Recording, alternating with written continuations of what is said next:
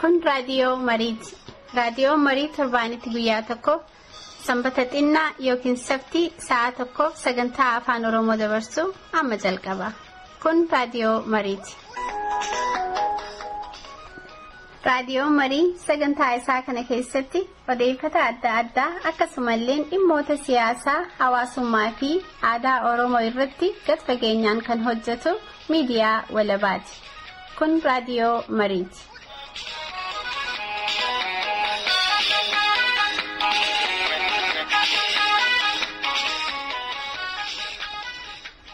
Dhaggeeffattoota keenya qophee keenya har'aa kana keessatti haala muddaa amma biyya Itoophiyaa keessa jiruu fi haalli qabsoo bilisummaa Oromoo keessa jiru ilaalchisee qophee qabnu isiniif dhiyeessina. Sirboota warraaqsaaf bohaarsaas ni qabna. Oduu garuu har'aaf hin qabnu. Sagantaa keenya har'aa keessatti mata duree yoom qophoofne jenna moo har'allee nutoo hin qophoofne jedhu jalatti qophee torbee lama dura dhiyeessinee turre kutaa lammaffaa fi isa xumuraa isaa fudhannee dhiyaanneerra. Qophee kana keessatti gaaffiif deebii gabaabaa Dr. Bayyan Asobaa waliin gaggeessines qabannee jirra, itti dhiyaadha.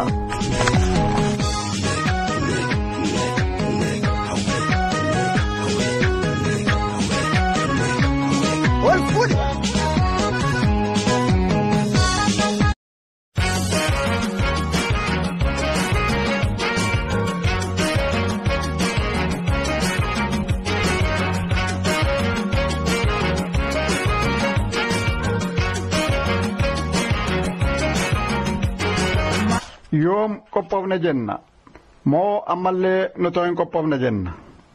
Dhaggeeffattoota keenya qophee keenya darbe irratti mata duree yoom qophoofne jenna moo ammallee nutoo hin qophoofne jedhu jalatti deemsa qabsoo bilisummaa Oromoo dheeraa keessatti carraalee argannee garuu dhimma itti hin bahin hafan carraa gurguddaa silaa sabni keenya itti dhimma bahuu danda'an turan kanfaa akka ta'e ilaallee turre. Wal yaadachiisuufis carroonni turanis bara xaaliyaaniin mootummaa Hayilasillaasee ari'uun biyya sana dhuunfattee fi bara mootummaan Hayilasillaasee buqqa'ee dargiin aangootti dhufu sana akka ture gaaffiif deebii Dr. Mahammad Hassan waliin goone waliin bal'inaan ilaalle. Hanqinni sun maalirraa madde? Dr. Mahammad akkas jedhanii turani. Bara xaaliyaaniin mootummaa Hayilasillaasee ariitee bulchiinsa biyya sanaa fudhattu Oromoon lakkoofsaan 30,000 ta'an hidhatee xaaliyaanii bira goree loluun buqqeensa mootummaa Hayilasillaasee sanaaf gumaacha guddaa taasisellee yeroo sanatti Oromoon dammaqiinsa siyaasaa inni qabuu fi moototni Oromoo naannoo jiran tokkummaa fi quba walqabiinsa qabaachuu waan hin turreef carraa sanatti dhimma bahuu akka hin dandeenye ibsani. Bara mootummaan Hayilasillaasee kufee dargiin aangootti dhufus dammaqiinsi dhabiinsi duraa sun fooyya'ellee Oromoon bakka adda addaatti finciloota adda addaa kaasuun lola jalqaban illee itti dabalees Oromoon dhuunfaan sirna Hayilasillaasee keessatti aangoo mootummaa gurguddaa qabaachaa turellee yeroo sanatti jaarmayoonni hawaasa Oromoo akka Maccaaf Tuulamaa ijaaramellee fincillee adda addaa kutaalee Oromiyaa garaagaraa keessatti jalqabee jiraatellee itti dabalees addi bilisummaa Oromoo yeroo sanatti bu'uureffamaa turellee qabsoon bilisummaa Oromoof ta'aa ture sun yeroo sanatti bifa qindaa'ee fi jabaateen waan dhaabbatee hin turreef carraa argame sanatti dhimma bahuu akka hin dandeenye ibsani. Dr. Mahammad itti dabaluunis rakkoo guddaan Oromoon yeroo sanatti qabaachaa ture jaarmiyaa cimaa qabsaa'ota Oromoo hunda wal faana hiriirsee qabsoo sana gaggeessuu dhabuu akka ta'es jala sararanii darbani. Sun seenaa kaleessaati. Isa bara dheeraati. Inni kun achi dhufiinsi keenyaa fi karaa nuti irra deemnee as geenye maal akka inni fakkaatu nu agarsiisa. Kun seenaa waggaa 40 fi 80 oliiti.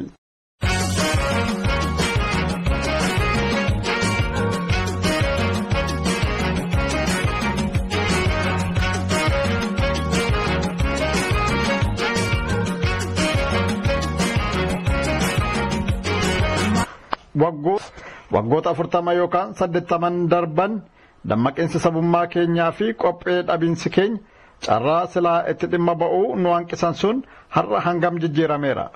Qabsoon bilisummaa Oromoo waaltawee dhaabaaf hoggana tokko qabaatee soso'uu erga jalqabee waggaa 40 guutee jira. Har'oo eessa jirra? Waggaa 40 irra jijjiiramni nuti qabnu maal fakkaata? Deemsa dheeraa kana booda har'oo qabsaa'onni Oromoo carraa argaman hundaatti dhimma ba'anii aangoo siyaasaa biyya sanaa dhuunfachuuf hangam qophaa'anii jiru. Har'a sirna dargii bakka bu'uun hidda isaa gadi fageeffatee dhiiga uummata keenyaa kan xuuxaa ture mataan wayyaanee Mallas Zeenaawii du'ee awwaalameera. Sababa kanaafi haalleen wal qabatanii fi kanneen biroonis sirna sana keessatti muddamni guddaan uumamaa jira. Qaawwaa guddaanis banamee jira. Yoo qabsaa'onni Oromoo humna isaa qabaatanii itti dhimma ba'uu danda'anis carraa guddaan qabsoo bilisummaa Oromoo gargaaru as ba'aa jira. Garuu nuti kanaaf hangam qopheedha. Yoo carraan kun nu darbee egereen keenya maal ta'uu mala kutaa lammaffaa qophee kanaa keessatti gad fageenyaan ilaalla. Akkuma walitti kaafnee waggoota 40 dura yeroo qabsoon bilisummaa Oromoo bifa waalteen ijaaramuu fi hoggana waloo tolfatee abaa'oo buureessee qabsoo jalqabutti Oromoon haala akkamii keessa ture? Itti aanaan hayyuduree adda bilisummaa Oromoo abaa'oo duraanii fi buureessitoota abaa'oo duraanii keessaa tokko kan ta'an obbo Leencoo Lataa gaaffiif deebii kanaan dura waliin taasifnee turre keessatti akkana jedhanii turani. Ganna 40 dura yeroo nuti adda bilisummaa Oromoo kana bu'uuressuu jalqabne ofin beeku walis hin beeku. Gandatti maqaa biraa ofii baasee bakka gariitti amantii eenyummaa godhatee maqaa amantiitiin of waamee bakka gariitti hojii hojjetuun yaamamee yookaan immoo ganda isaatiin gandatti dhalateen of yaamee Oromummaan kan walitti fiduu hin turre. An Oromoo nami jedhuyyuu lakkoofsaan hedduu xiqqaa ture. Har'a yeroof duuba deebinee ilaallu Oromoon akka Oromootti dhihaa bahatti kaabaa kibbatti wal beekee wal hubatee jira tokko. Lammaffaa gaafa jalqabne sana addunyaan uummata gaallaa jedhamu tokko waa'ee isaanii beeka. Uummati gaallaa jedhamu kunis sababichuu saboota Itoophiyaa keessa faffaca'ee ka jiru. Akkasitti quba qaba malee saba tokkicha baha hamma dhihaatti kaaba hamma kibbaatti Itoophiyaa keessa jiraatu ta'uu addunyaanis hin beeku ture. Kun amma jijjiiramee Oromoon of beekaa alattis barameera tokko. Lammaffaa ganna 40 dura gaafa nuti adda bilisummaa Oromoo bu'uuressinu afaan Oromootiin dubbachuun kan biraa hafee afaan Oromootiin amantii ofiillee lallabuun waa'ee amantii ofiillee dhaggeeffachuun seeraan dhorkaa ture. Har'a ittiin barsiifama, ittiin baratama, ittiin namni murtii seeraa argata mootummaa dura dhaabbatee hamma yuunivarsiitii ittiin barsiifama. Kunis jijjiirama tokko. Waan akkasii tarreessuu hin danda'a kan garagaraa. Naanna'ee garuu Oromoon hir'ina guddaa tokko qaba. Hanga har'aa aangoo politikaa of hirkan galchine. Namaaf jalee ta'ee jiraataa ture mootummoota darbe jalatti. Har'as jalee warra biyya bulchaa jiruu ta'eetu nama isa bulchullee isaan filanii fi akkasitti jira. Kun hir'ina guddaadha. Hamma aangoo politikaa inni of hirka hin galchinitti immoo wanti argame jennu kun hubama irra dararama babal'isuutu mala. Kanaaf dhibdeen ammayyuu furmaata barbaadu aangoo politikaaf hirka naquudha. Aangoo politikaaf hirka naquuf immoo jaaramuu qaba. Egaa akkuma amma dhageenyeef hundi keenya keessa jiraachaa turreef jirrutti haala akkasii keessatti bifa waaltee qabatee kan dhalate qabsoon bilisummaa Oromoo abaa'oo ijaarrachuun waggoota 17 qabsoo hidhannoo siyaasaaf dippiloomaasii wal simsiisee gaggeessaa turuun Oromoon akka saba tokkootti qaanii malee mataa ol qabatee akka haasa'u taasiseera. hadhaa garbummaaf bu'aan bilisummaa maal akka ta'e sirriitti hubachiiseera. Bulchiinsa ormaa jala haa jiraatu iyyuu malee biyyi isaa baramee daangaan isaa sararamee jira. Afaan Oromoo afaan hojiif barnootaa ta'eera. Itti dabalees dhaloonni har'aas ta'e kan borii oromummaa isaanii baranii akka ittiin jiraataniif bu'uura gaarii lafa kaa'ee jira. Mata duree kaaneefittis yoo deebinu Oromoon bara Xaaliyaaniin mootummaa Haayile Sillaasee ariitee aangoo qabattutti bulchiinsa siyaasaa fi quba wal qaban isaa laafaa waan ta'eef akkasumattis akka saba tokkootti jaarmiyaa isa walitti hidhee gaggeessu waan hin qabneef carraa sanatti dhimma ba'uu dadhabuu isaa bara Haayile Sillaaseen kufee dargiin aangootti dhufus akkasuma qophee dhabuu irraan carraan adda addaa darbuu isaa ilaallee turre.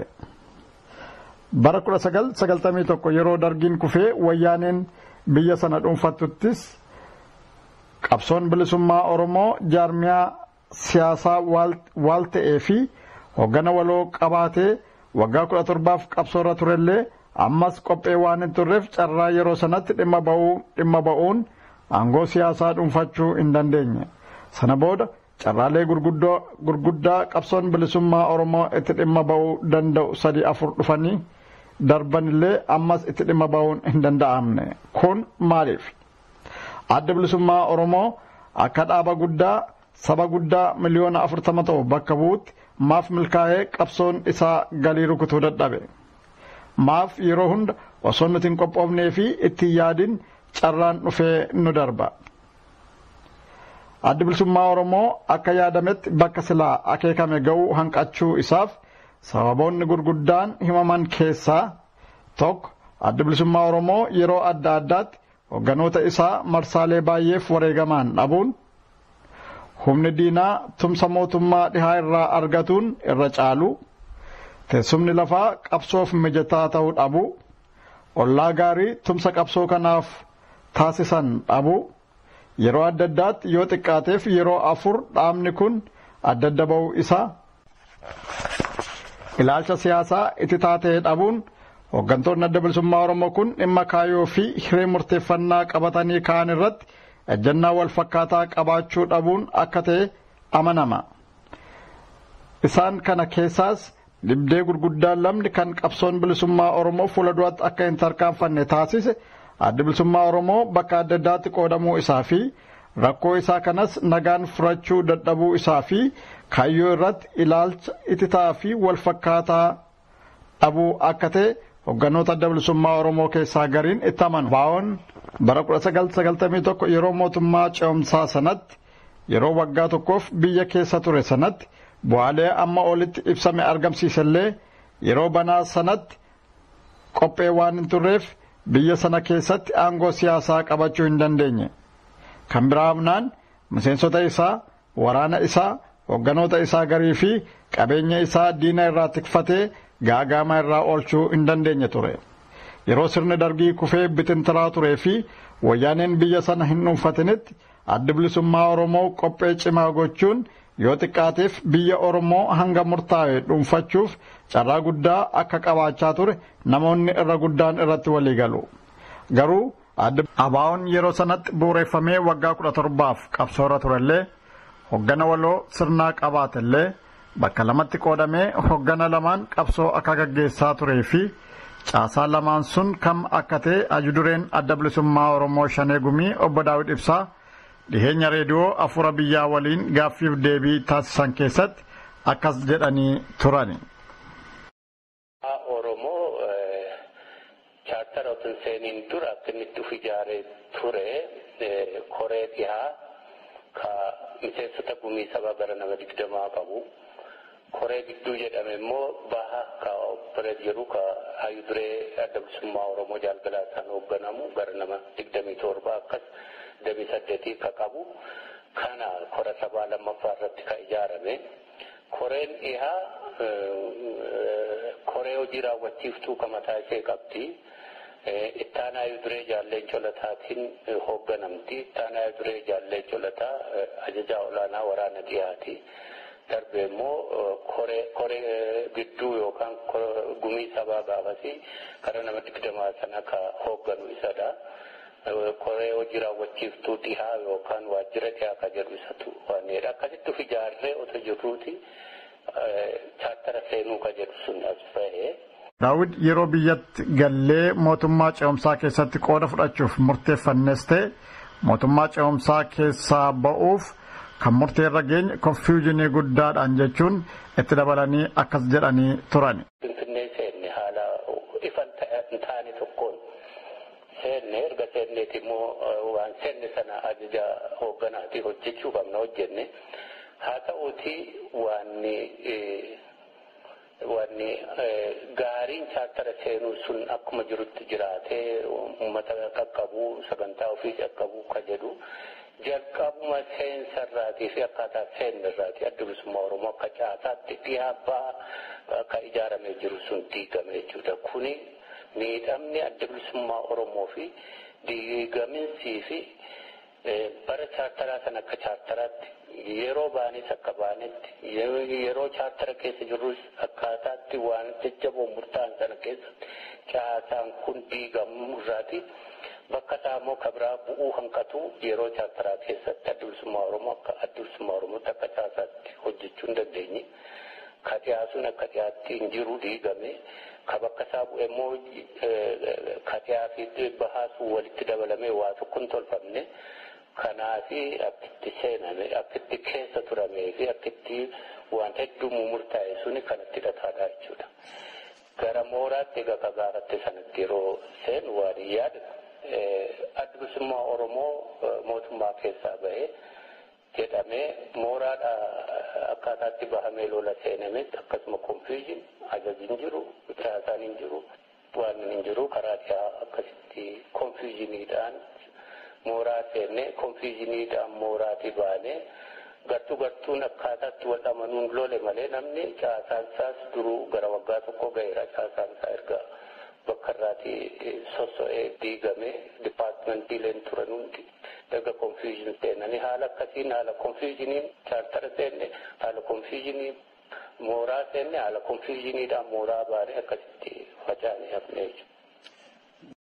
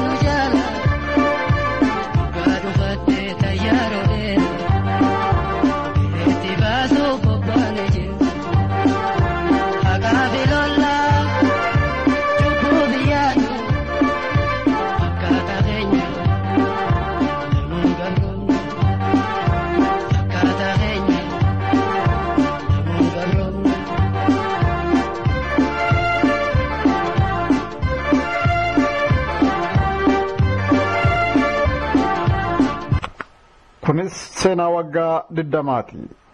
Waggaa 20 booda adda bilisummaa Oromoo erga mootummaa ce'umsaa keessaa ba'een booda har'a sadarkaa akkamii irratti argama. Konfiyuuzinii hayyudureen adda bilisummaa Oromoo ammaa dubbatan kana keessaa ba'uun maaf dadhabe gaaffiin jedhu gaaffii deebii guddaa argachuu qabudha. Abaawoon mootummaa ce'umsaa keessaa ba'uun wal qabatee falma guddaa ta'een hoogganootni isaa gariin waraanni isaa miseensonnii fi deeggartoonni isaa baay'een gaagaaman illee deebi'ee of ijaaruun falmatti deebi'e illee hanga ammaa waggaa 20tti gaagaama yeroo sana ta'eef qoratee bakka itti gochuu hanqachuun hanga ammaatti namnuu beekeessa ta'u osoo hin beekin qoba walitti akka qabu taasisee jira. Qabsoon bilisummaa Oromoo waggoota 20 darban kana keessa sadarkaa gaddisiisaarra jiraachuun isaa wal naman gaafachiisu. Kun ossaa keessaa yookaan icciitii miti. Rakkoo dhaaba kanaaf warreen gurguddaa ta'an keessaa lamaan akkuma olitti kaafne mooraa qabsoo bilisummaa Oromoo keessatti wal dhabdee jiru nagaan furachuu dadhabuu fi dhimma kaayyoo akka ta'e bal'inaan dubbatama. Kanumaa rakkoon kaayyoo kun abaa'oo keessatti yoo jiraateef yoomirraa jalqabeeti. Yeroo abaa'oon buureeffame rakkoon kun tureera. Itti aanaa hayyuu duree adda bilisummaa Oromoo duraanii obbo Leencoo Lataaf gaaffiif deebii kanaan dura waliin taasifne keessatti gaafannee turre. Isaanis yeroo sanatti yaadni Itoophiyaa Dimookiraatessuuf Oromiyaa bilisoomsuu jedhu ka'uu isaa fi garuu rakkoo akka hin turree fi ilaaf ilaameen murtee tokkorraa ga'amee akka ture akkas jechuun nuuf ibsanii turan. Ka'ee ture. Warra mormu keessaa tokko ana ture. Jechuun yeroo sanatti wanti baay'ee populaar ture, baay'ee jaallatamaa ture. Ejjennaa warra Maarksii fi Lenin kanaa ejjennaa warra bitaa. Kun immoo gaaffii lama, gaaffii sabaa, gaaffii gitaa jedhee lafa kaa'a. Gaaffiin sabaa gaaffii gitaa jalatti furama waan jedhuuf akka dhaaba hojjetaatti ijaaramuutu kajeelama ture. Oromoota keessaas akka sanatti ijaaramnu warri jedhanii turan. Yeroo sanatti nam morman ture san sababan qaban ture.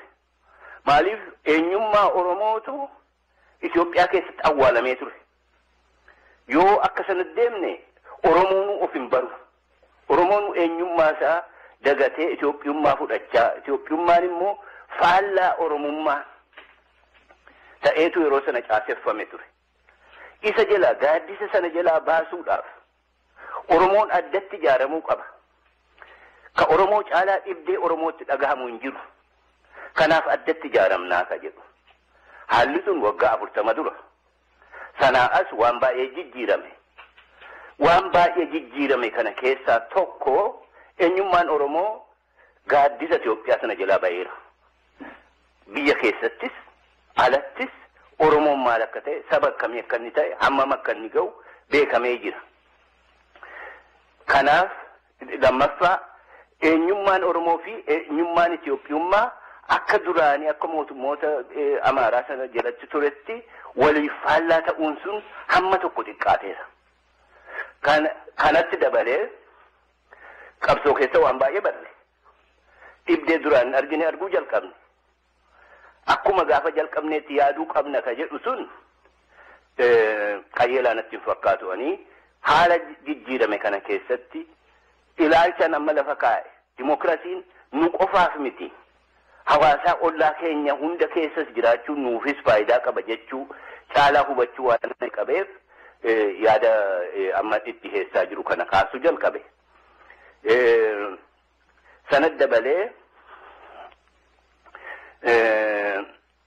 rakkinni gaafa Afrikaa wal xaxaadha. Hedduu wal keessa makamee jira. Walakkeessi gaafii Afrikaa naannoo lolli biyya keessaa fi biyyoota gidduu itti deemaa yoo nagaye hammas waggoota 50-60 darban kan. Walakkeessi gaafa Afrikaa Itoophiyaadha.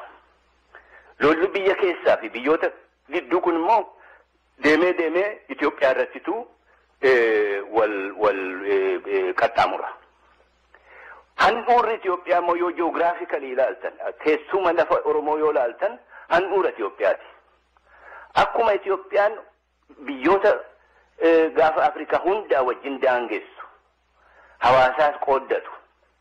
Oromiyaan immoo saboota Itoophiyaa keessan jiran irra guddaa wajjin wal daangessa. Kanaaf furmaata kana keessatti ilaaluu keessa meef akka biraatti haa keenyu. Dimookiraasiin Itoophiyaa keessa qofa osoo hin taane gaafa Afrikaa keessa jiraachuun barbaachisaadha ka jedhu irra gahe. warratti waan tokko bara qabsoo keessa kanan arguu jalqabee waa'een Oromoo dantaa sabootaa fi mootummoota gaafa Afrikaa hundaati. Maal jechuu kooti? Sabni Oromoon akka fedhe haa ta'u jedhu an agarre. Wanti Oromoon godhu yookaan isa abdachiisa yookaan isa yaaddessa. Biyyi Oromoo irraa dantaa hin qabne gaafa Afrikaa keessa hin jiru. Hundi isaanii Oromoon bilisoomuu ka sodaatu ka abdatu ni jiran. Oromoon duwwaan lakkii dhimmi saboota hafanii biyyoota hafanii nan ilaaluu jechuu hin danda'u. Eega dhimma saboota kanaas ta'e dhimmi saboota sanaas ka Oromoo ta'uu qaba. Aayilaandii dimookiraasii, jaziiraa dimookiraasii ta'uu hin danda'u Oromoon.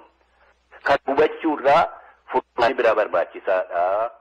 Waliigala ofiifis akkuma dimookiraasii barbaannu saboota biraatiifis dimookiraasiin jiraachuu qaba jenne yoo xiqqaate afaaniin haasa'uu qabna akka jedhuun danga'a.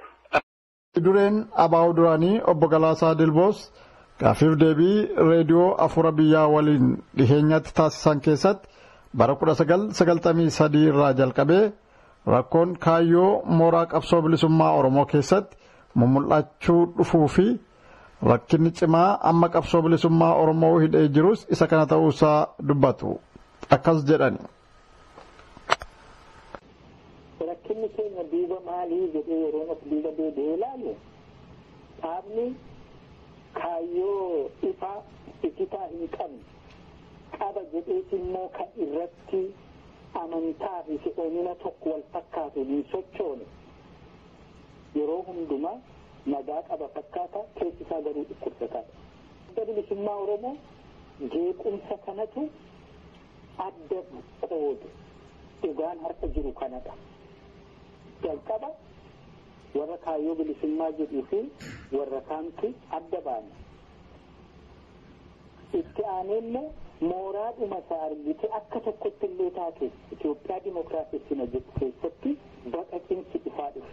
Inni kaan lakkii akka tokkotti kan waa'ee uummata keenyaas akka tokkotti akka calaqqisitti haa goonu kaan immoo lakkii cafaquma gooneetu argitee waan jiru hundifee baafneetu akkasitti ittiin deemu. Kanneen jijjiiran kun hundi isaanii fuudhanii qabsoo kana bakka tokkotti jedhan.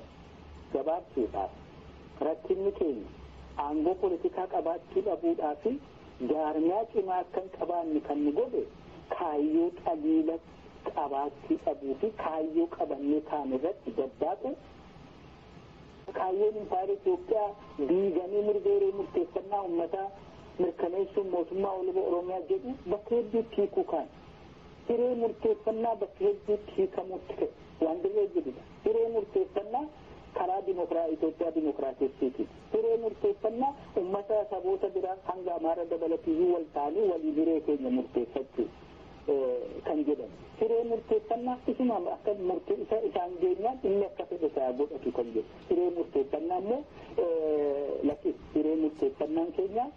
Dubbi himaan adda bilisummaa Oromoo duraanii Dr. Bayyan Asoobaa garuu rakkoon mooraa qabsoo bilisummaa Oromoo keessatti hidda gadi jabeeffatee jiru rakkoo ilaalchaa yookaan kaayyoo osoo hin taane aangoo hin jirre barbaaduu qofaa ta'uu isaa ibsu. Ziqaa kana booda itti deebina.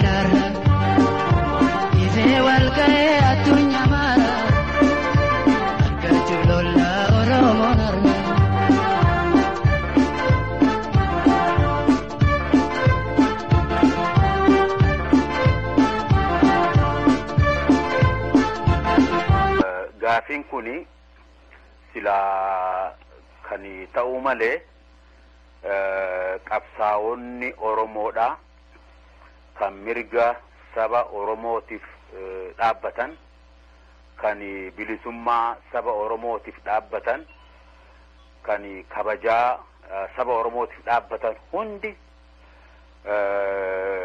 iddoo tokkotti wal ga'anii gaaddisa tokko jalatti taa'anii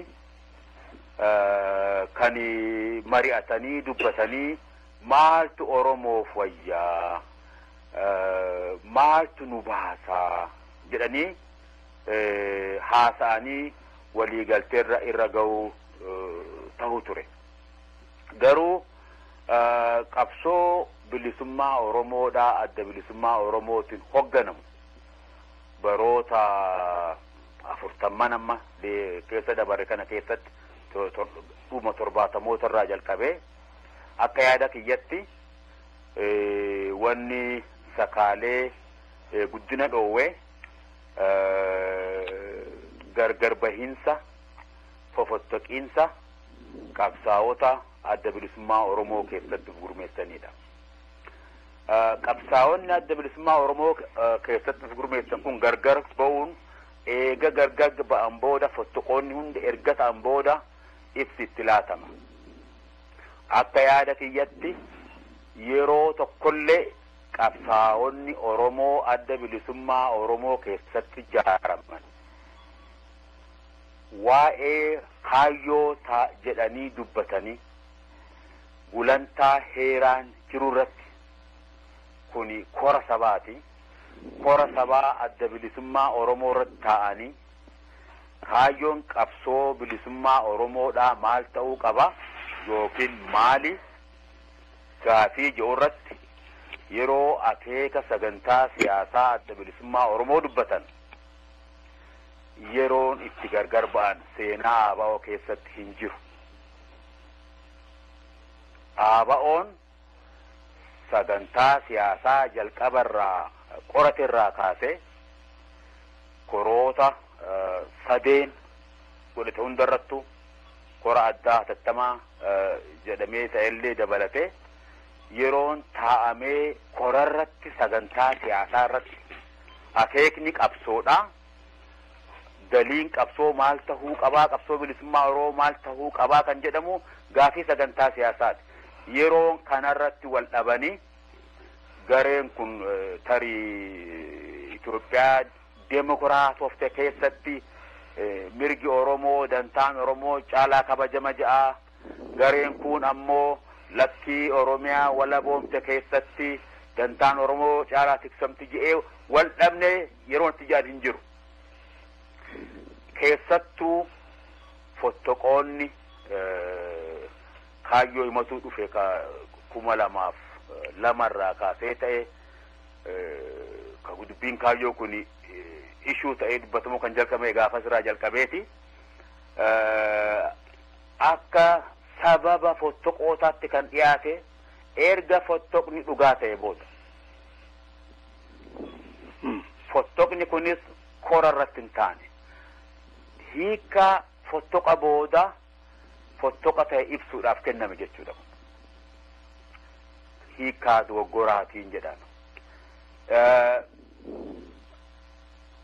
Kaayyoon kanaatu irra Oromoof tola kaantu tolaan legitimate question gaafii gaariidha.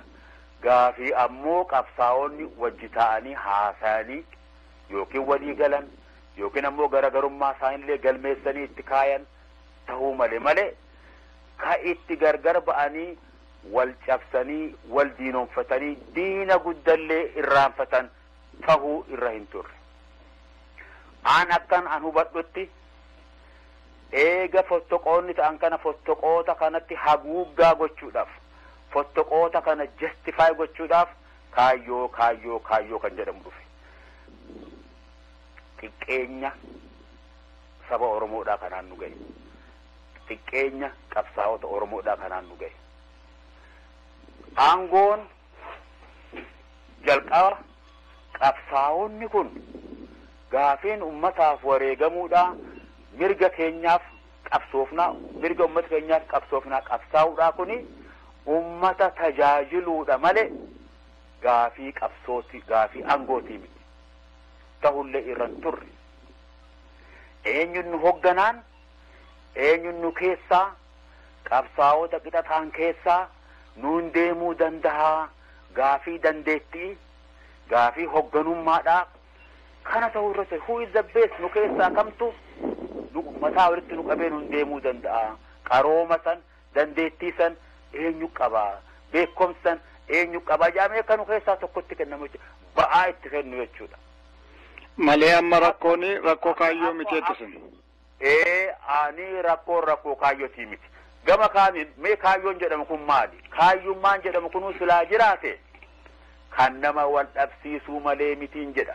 Maaliif qabsoon bilisummaa sabaa Oromoo National Liberation Struggle uumaansaa kan humna baay'isaa deemu malee kan humna shasharafaa deemu ta'uu hin qabu. Ideoloojiin bilisummaa sabaa kun ka hamma danda'ametti hamma ummanni bal'aan sun bilisoomee gulantaa siyaasaa itti buluu danda'u murteessutti hammas kan qabsaa'u hunda wal qabatee deemsisuu danda'u irra ture. It is not gaafii paartii siyaasaatii miti. Akkamitti biyya bulchinaa warri biyya bulchu akkamitti tokkoomnee paartii ijaarannee biyya bulchinaa gaafii kanaa miti. Gaafii humna sabaa ijaaruuti.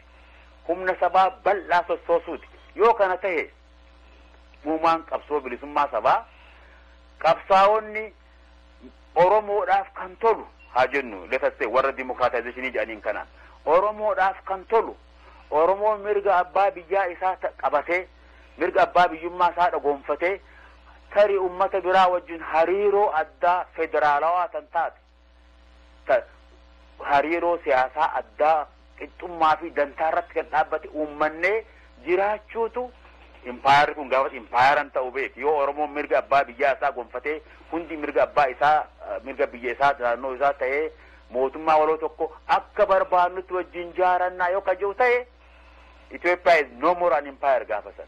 Oromoonis bilisa hundis bilisa jechuudha. Ummataatu mirga abbaa biyyummaa san qabaate jechuudha. Yoo kanatti amananii kun kaayyoo bilisummaa qabsoo bilisummaa faallessuu miti. Kan kaanitti amananis lakkii ka Oromoodhaaf tolu Oromiyaan biyya walaba taatee jiraachuudha. Kana Oromoo baasaa yoo jedhanis kunis yaada wal nama dhabsiisee wal afaan nama deemsee diina wal godhuu miti. Kun lachuu dhumarratti biyya walaba taate Oromiyaa jiraachisuu haa ta'u ummata Oromoo bilisoome ummata biraa wajjin dantaa walirra dhaabbatee mootummaa waloo tokko ijaaratee biyya isaa irrattis Oromiyaa irratti mootummaa isaa qabaatee jiraachuutu Oromoof tola kajoo yoo jiraate yaadonni kun lachuu yaada sabboontota Oromooti. Hundi sabboontota lachuu sabboonummaa wal caalu hin qaban.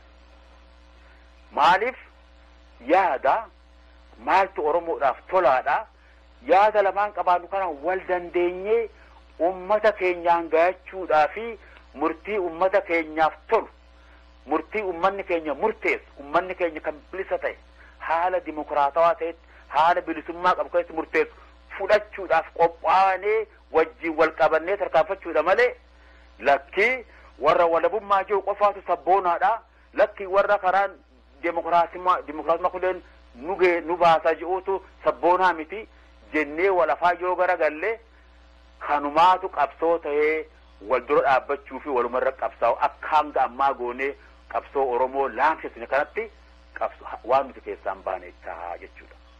Anaaf dimokiraasiidhaaf dhaabbatuunis haala Oromoon keessa jirutti sabboonummaadha.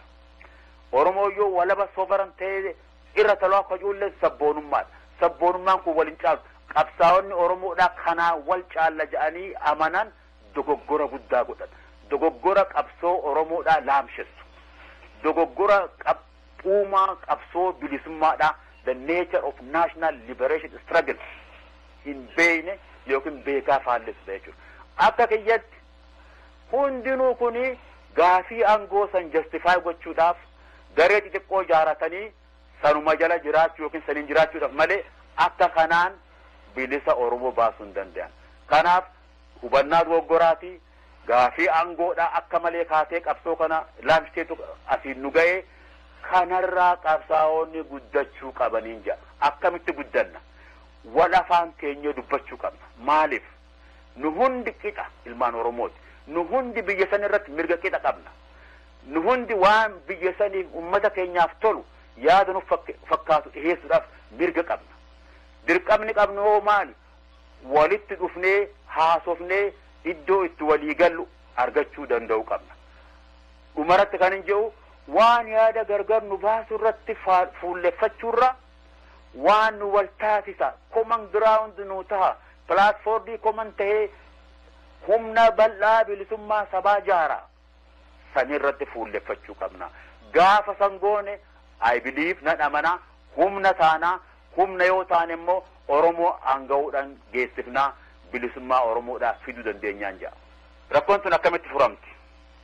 Gariin wal moonet wal caccabsinee humni takkittiin qofti haftee furamtii jedha. Kun hin dhufu. That day will never come. Yaadni akkasii kunis yaada tokkicha ilaalcha tokkichaas Oromoof tola kajoollee yaada sirna abbaa irrummaati tyrannical view malee dimokiraatawallee miti.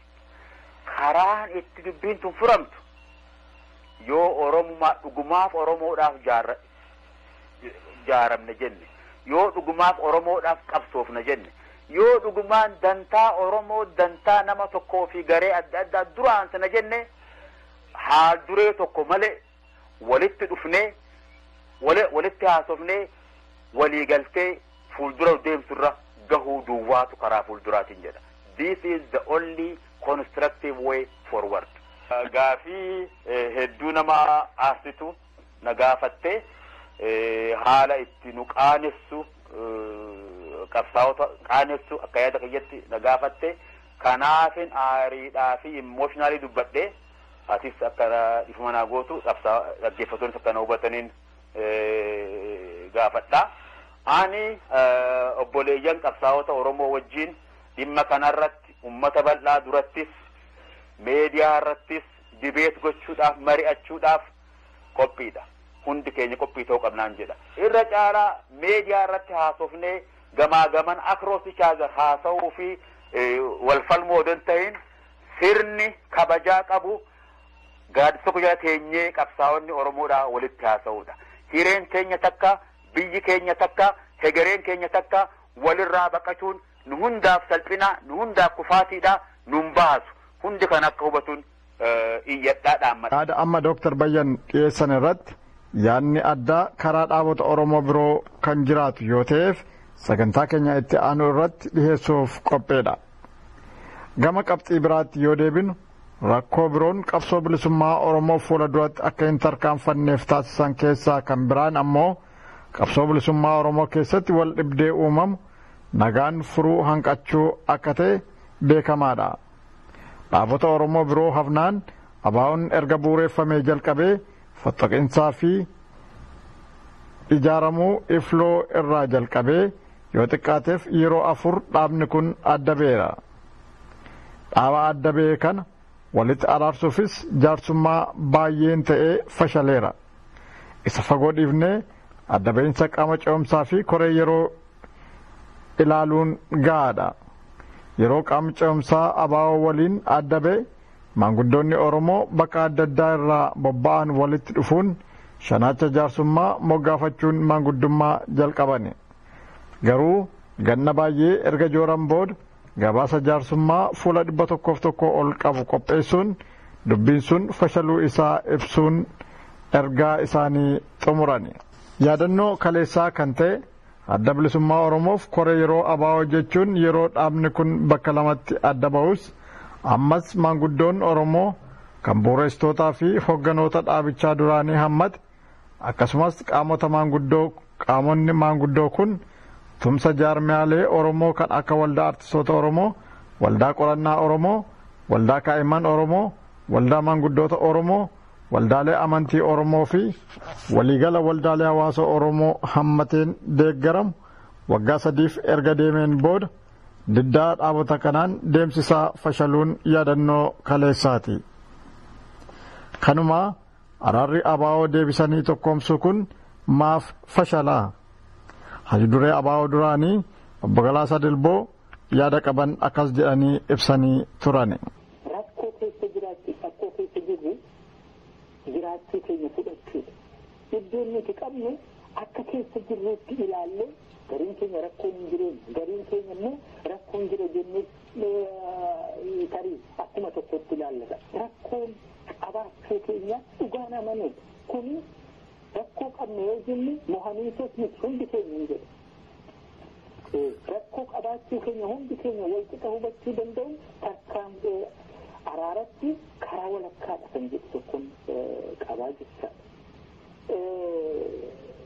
Kan lammaffaa gantaa yeroo fi kan garee ofiitiif jechuun hundi keenya iyyuu wal barbaachuu irraa guddachuu haala yeroo tokko dhalatu kan hunda keenya nu yaachisu nu sodaachisu qabsoo keenya jechuun akkanam tokko tokkotti sun ta'in qabsoo keenyaaf balaa qaba jenna yeroo wanti sun dhufu dafnee isarratti kaan yoo sun immoo hafee jedhu wal irraanfata yoo akkas ta'e ammallee bakka dur keessa turre deengoo turre keessaa bahuu hin dandeenyu jecha kanaaf haa ta'u qunnamtii haa ta'u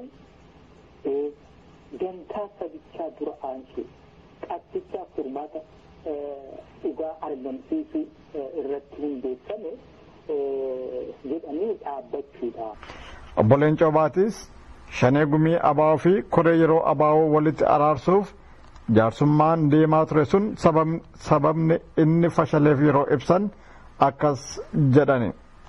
Araarri fedhii uummata keenyaa ture uummata biyya jirus ala jirus fedhii uummataa ture garuu akkuma siin jedheen namoonni gariin araara kana ilaalcha gaarii hin kennineef ija uummata keenyaatiin osoo hin taane dhimma dhuunfaa yookaan ammoo fedhii garee laaluurraa kan ka'e araarri kun gama Shaneenis namoonni dura dhaabbatanii akka gufatan godhanii gama kennaanis namoonni fedhii wal fakkaataa qaban araarri kun yoo ta'e bakka gaarii qabaachuu hin dandeenyu yookiin bakka ammaa qabnu kana hin dhabna ka jedhuudhaan sabotaaj godhanii Shanee Gumii keessa namoonni araarri kun yoo ta'e bu'aan hin qabu maayinoritii taanaa jarri maajoritii ta'u namni isaan deeggarannu keessallee waan jiraniif gara fuulduraan liqinfamnaa araarri kun dhaabbachuu qaba jedhanii gamanaanis akkasuma gartee yoo wanti kun ta'e hayyuu duree ta'uu dhabuun keenya fani mala miseensa Shanee ta'uu keenya dhabuun ni mala Gumii Sabaa ta'uu dhabuun keenya ni mala ka jedhuun dura dhaabbatanii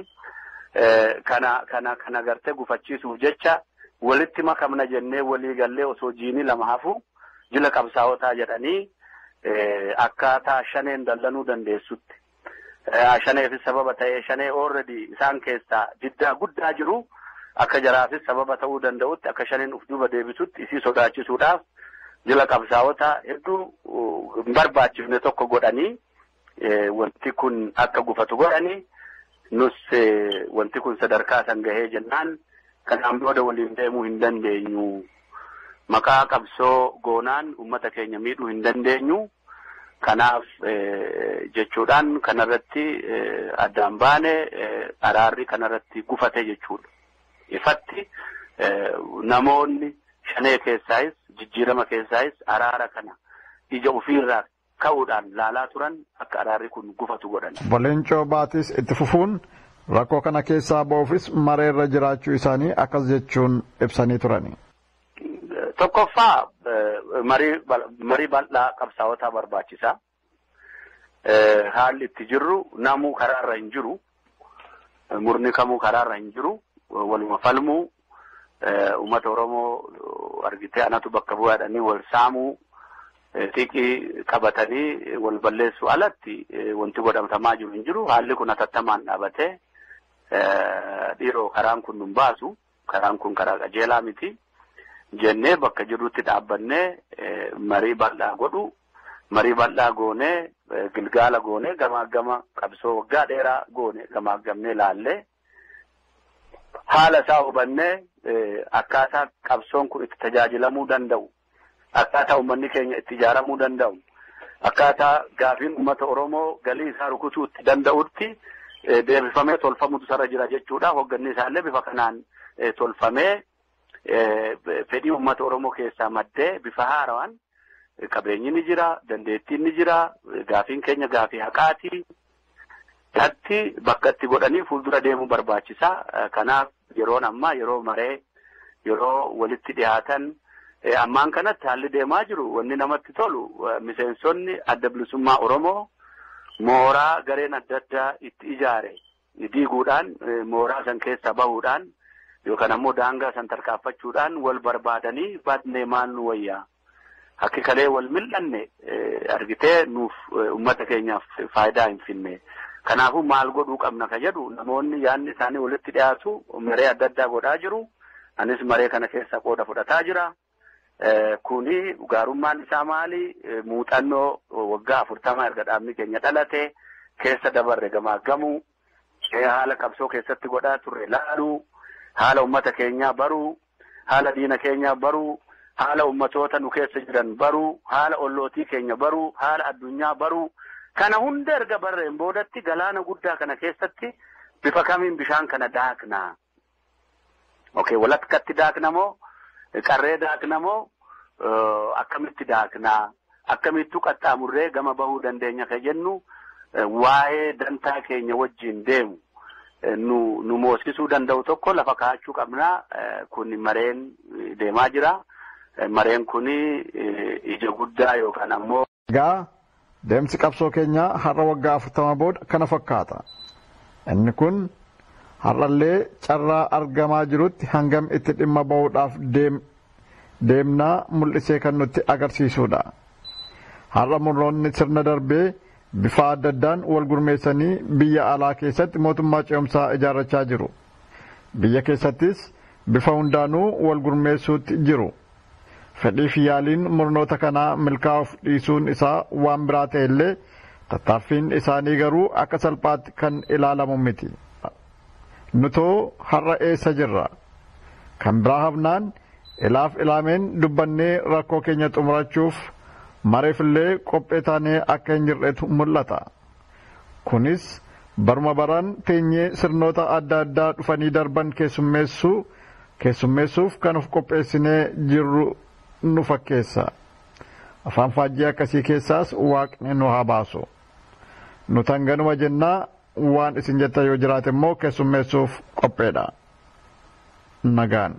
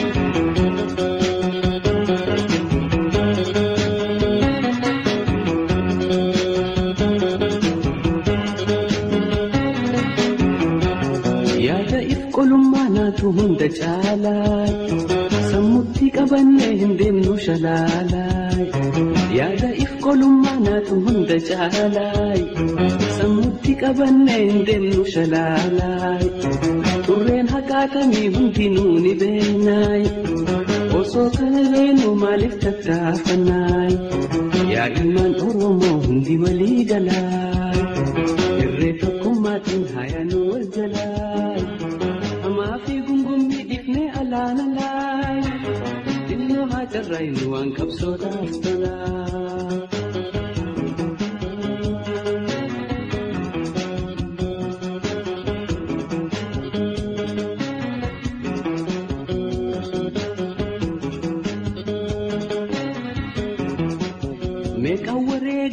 bilisummaa je'ee damboo baguutuudha sabaa fakkii ta'ee meeqaan wareegamee bilisummaa je'ee damboo baguutuudha sabaa fakkii ta'ee osoo kana beeynu hedduu maaliin cicnaa xinnoo qabnu dhoysuuf maaliif huccifannaa yaa ilmaan Oromoo hundi walii galaay irree tokkummaatiin hayaanuu wal jalaay hamaa fi gungummii dhifnee alaan alaa xinnoo haa carraaynu waan qabsoodhaaf talaa.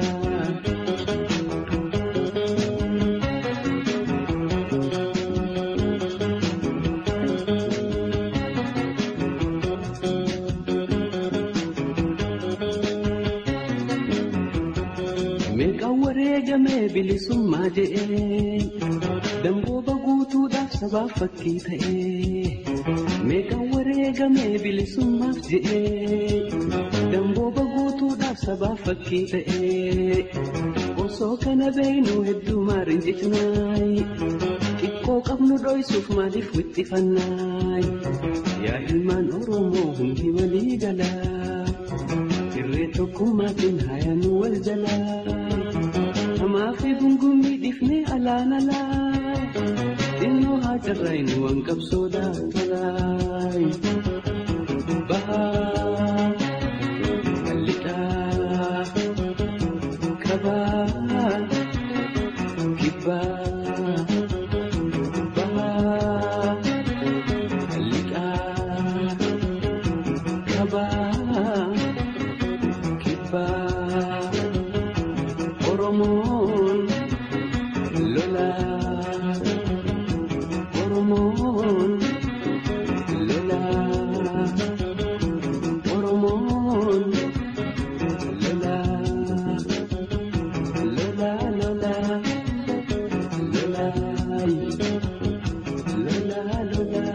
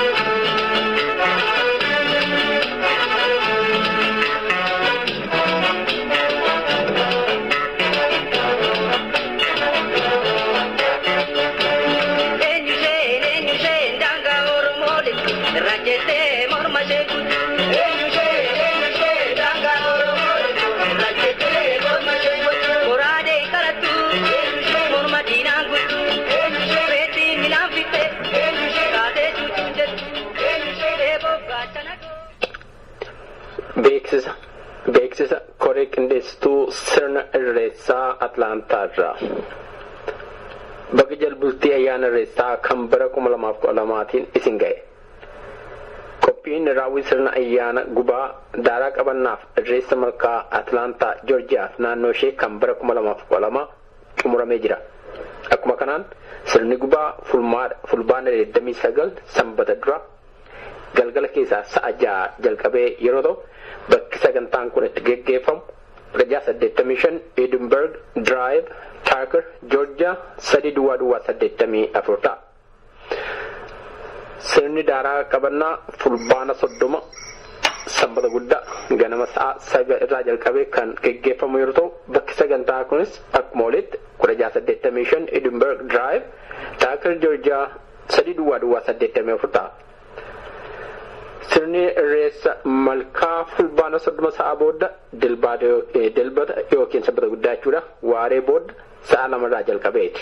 Bakki Yaadee Banquet Hall 22 Lawrenceville Highway Decatur Georgia 3233. Sirni irreessa malkaa galma